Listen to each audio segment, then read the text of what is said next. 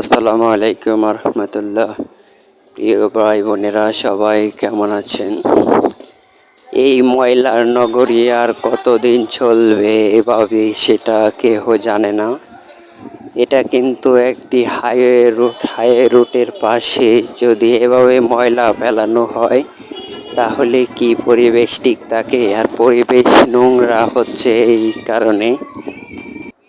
এই রাস্তা দিয়ে প্রতিদিন কত শত শত গাড়ি যায়। সেই গাড়িতে কিন্তু শিশু এবং বৃদ্ধ অনেক মা বাবা থাকে। তারা কিন্তু শান্তিতে ভালোভাবে অক্সিজেন নিতে পারে না, কারণ একমাত্র এই যে দুর্গন্ধ হয় সেটার কারণে এলাকায় যে অক্সিজেন আছে সেটা কিন্তু এখনো বিশুদ্ধ নয়। এই ময়লার গন্ধে কিন্তু অসংখ্য মানুষ অসুস্থ হয়ে পড়তেছে। ডায়রিয়া থেকে শুরু করে হাঁপানি, শ্বাসকষ্ট কিন্তু হয় এই ময়লার কারণে। সেটার দুর্গন্ধে বাতাস সেটাও কিন্তু দূষিত হচ্ছে।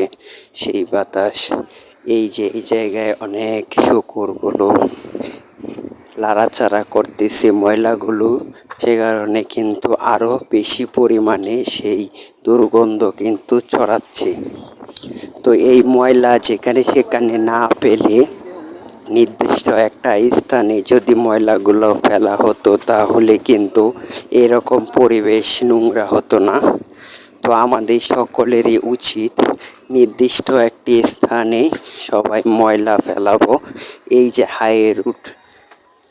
রুটের পাশে কখনোই